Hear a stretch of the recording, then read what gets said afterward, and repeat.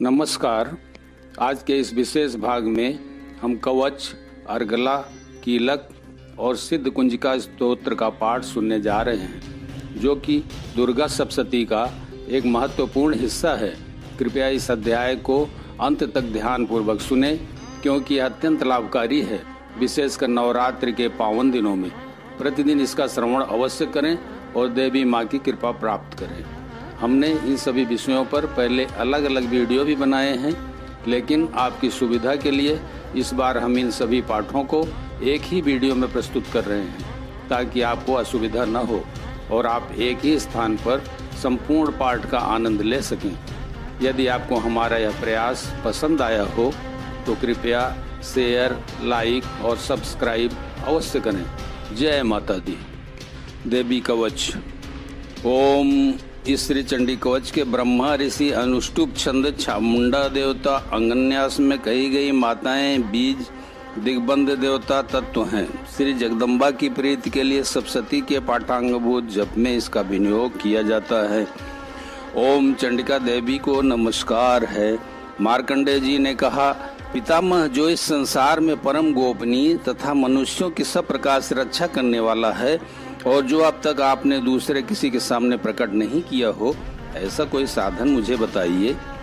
ब्रह्मा जी बोले, ब्रह्मन, ऐसा साधन तो एक देवी का कवच ही है, जो गोपनीय से भी परम गोपनीय, पवित्र तथा संपूर्ण प्राणियों का उपकार करने वाला है। महामुने, उसे श्रवण करो। देवी की 9 मूर्तियां हैं, जिन्हें 9 दुर्गा कहते हैं। उनके पृथक पृथक नाम बतलाए जाते हैं।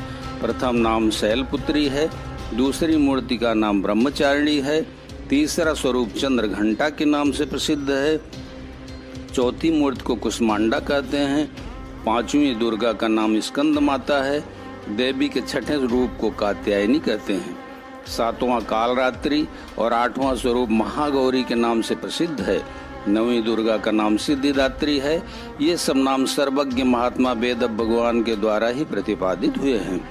जो मनुष्य अग्नि में जल रहा हो, रणभूमि में शत्रुओं से घिर गया हो, विषम संकट में फंस गया हो तथा इस प्रकार भय से आतुर होकर जो भगवती दुर्गा की शरण में प्राप्त हुए, उनका कभी कोई अमंगल नहीं होता। युद्ध के समय संकट में पड़ने पर भी उनके ऊपर कोई विपत्ति नहीं दिखाई देती। उन्हें शोक, दुख और भय की प्राप्ति नहीं होती। जिन्होंने भक्ति पूर्वक देवी का स्मरण किया है, उनका निश्चय ही अभ्युदय होता है। देवेश्वरी, जो तुम्हारा चिंतन करते हैं, उनकी तुम निसंदेह रक्षा करती हो। चामुंडा देवी प्रेत पर आरूढ़ होती हैं, 12 ही भैंसे पर सवारी करती हैं। इंद्री का बाण ऐरावत है। वैष्णवी देवी गरुड़ पर ही आसन जमाती हैं। माहेश्वरी वृषभ पर आरूढ़ होती हैं। कौमारी का वाहन मयूर है। भगवान विष्णु की प्रियतमा लक्ष्मी देवी कमल के आसन पर विराजमान हैं और हाथों में कमल धारण किए हुए हैं। वृषभ पर आरूढ़ ईश्वरी देवी ने श्वेत रूप धारण कर रखा है। ब्राह्मी देवी हंस पर बैठी हुई और सब प्रकार के आभूषणों से विभूषित हैं। इस प्रकार ये सभी माताएं सब प्रकार की योग शक्तियों से संपन्न हैं। इनके सिवा और भी बहुत सी देवियां हैं, जो अनेक प्रकार के आभूषणों की शोभा से युक्त तथा नाना प्रकार के रत्नों से सुशोभित हैं। ये संपूर्ण देवियां क्रोध में भरी हुई हैं और भक्तों की रक्षा के लिए रथ पर बैठी दिखाई देती हैं। ये शंख, चक्र, गदा, शक्ति, हल और मुसल, खेटक और तोम, परशु तथा पास, कुंत और त्रिशूल एवं उत्तम सारंग, धनुष आदि अस्त्र शस्त्र अपने हाथों में धारण करती हैं। दैत्यों के शरीर का नाश करना, भक्तों को अभय दान देना और देवताओं का कल्याण करना, यही उनके शस्त्र धारण का उद्देश्य है। कवच आरंभ करने के पहले इस प्रकार प्रार्थना करनी चाहिए। महान रौद्र रूप, अत्यंत घोर पराक्रम, महान बल और महान उत्साह वाली देवी, तुम महान भय का नाश करने वाली हो, तुम्हें नमस्कार है। तुम्हारी ओर देखना भी कठिन है। शत्रुओं का भय बढ़ाने वाली जगदम्बिके, मेरी रक्षा करो। पूर्व दिशा में ऐन्द्री शक्ति, मेरी रक्षा करो। अग्नि कोण में अग्नि शक्ति, दक्षिण दिशा में बाराही तथा नैतृत्य कोण में खड्गधारिणी, मेरी रक्षा करें। पश्चिम दिशा में बारुणी और वायव्य कोण में मृग पर सवारी करने वाली देवी, मेरी रक्षा करें। उत्तर दिशा में कौमारी और ईशान कोण में शूलधारिणी देवी रक्षा करें। ब्रह्माणी तुम ऊपर की ओर से मेरी रक्षा करो और वैष्णवी देवी नीचे की ओर से मेरी रक्षा करें। इसी प्रकार 100 को अपना वाहन बनाने वाली चामुंडा देवी 10 दिशाओं में मेरी रक्षा करें। जया आगे से और विजया पीछे की ओर से मेरी रक्षा करें।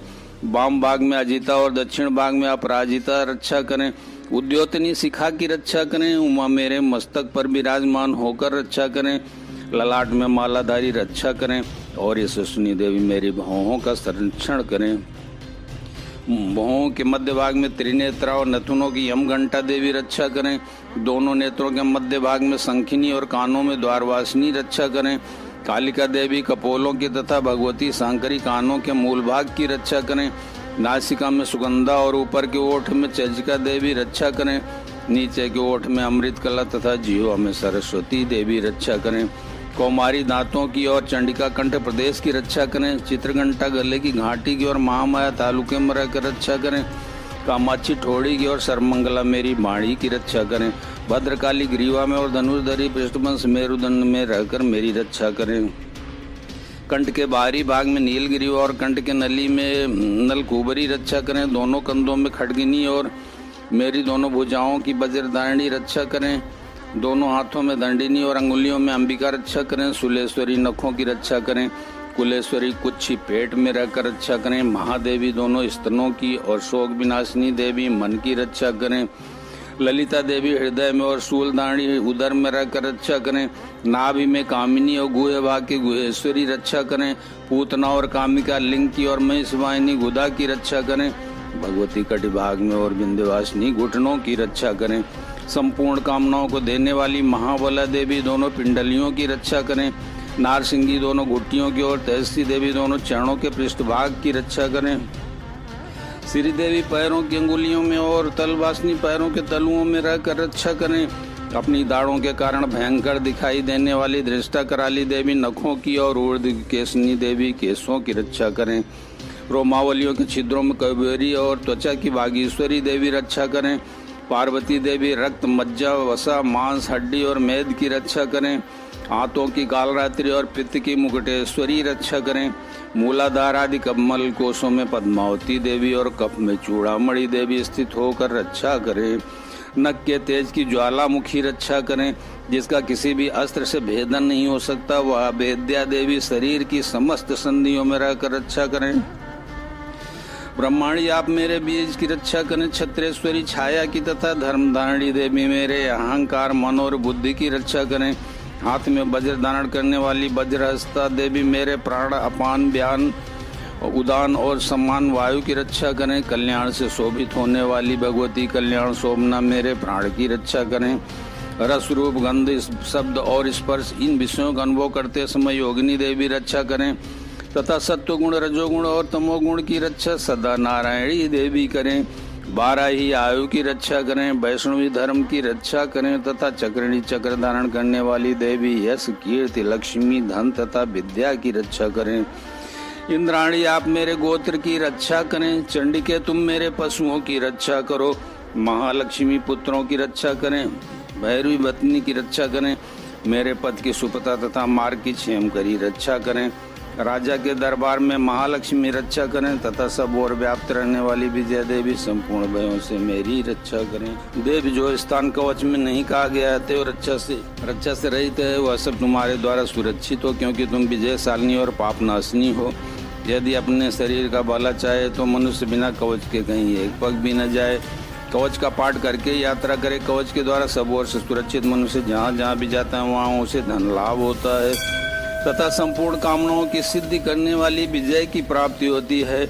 वह जिस जिस अभीष्ट वस्तु का चिंतन करता है उसको निश्चय ही प्राप्त कर लेता है। वह पुरुष इस पृथ्वी पर तुलना रहित महान ऐश्वर्य का भागी होता है। कवच से सुरक्षित मनुष्य निर्भय हो जाता है। युद्ध में उसकी पराजय नहीं होती तथा वह तीनों लोकों में पूजनीय होता है।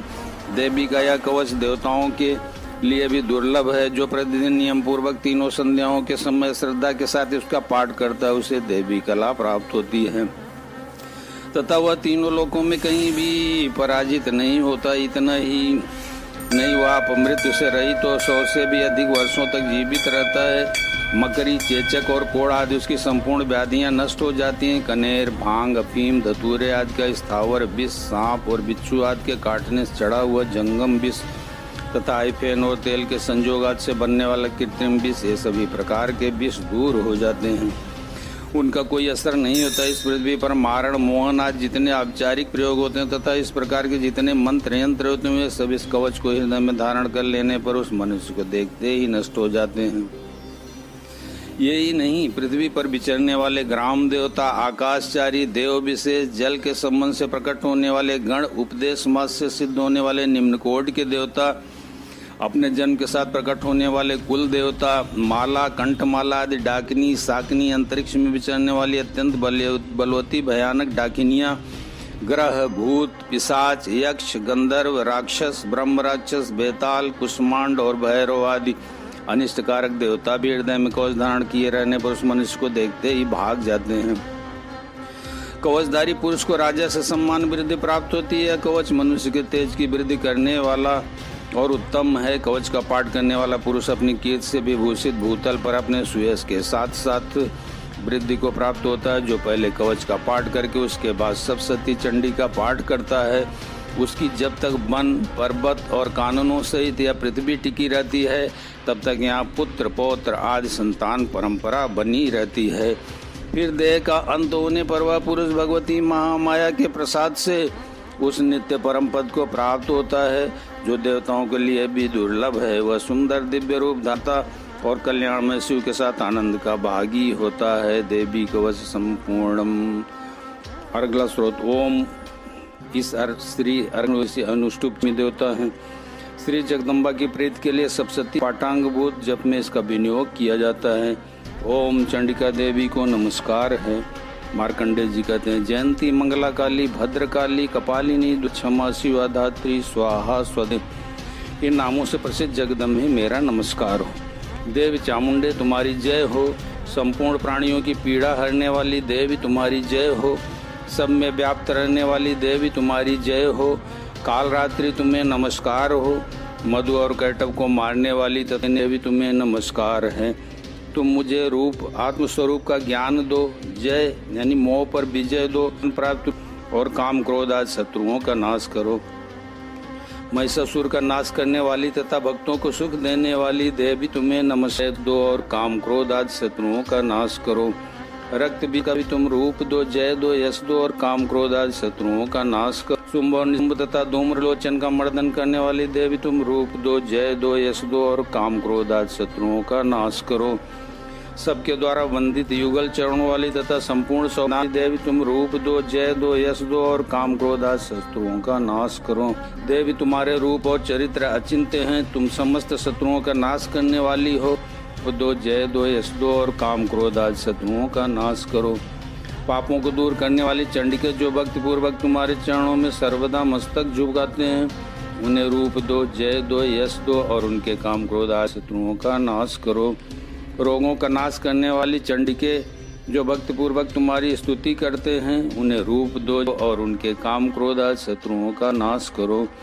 चंडिके इस संसार में जो भक्ति पूर्वक तुम्हारी पूजा करते हैं, उन्हें रूप दो, जय दो, यश दो और उनके काम क्रोध आदि शत्रुओं का नाश करो।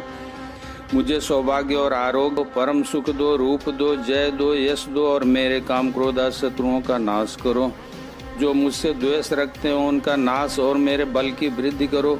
रूप दो, जय, काम क्रोध आदि शत्रुओं का नाश करो।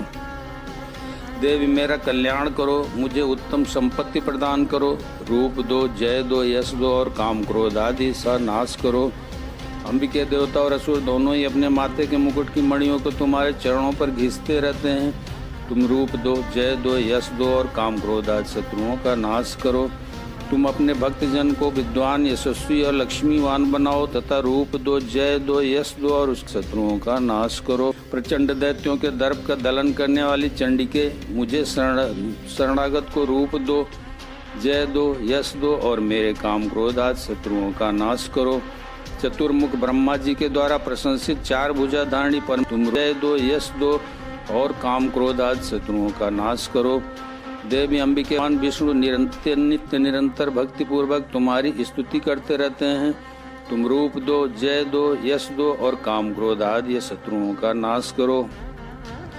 हिमालय कन्या पार्वती के पति महादेव जी के द्वारा प्रशंसित होने वाली परमेश्वरी, तुम रूप दो, जय दो, यश दो और काम क्रोध आदि शत्रुओं का नाश करो। सचिपति इंद्र के द्वारा सद्भाव से पूजित होने वाली परमेश्वरी, तुम रूप दो, जय दो, यश दो और काम क्रोध आदि शत्रुओं।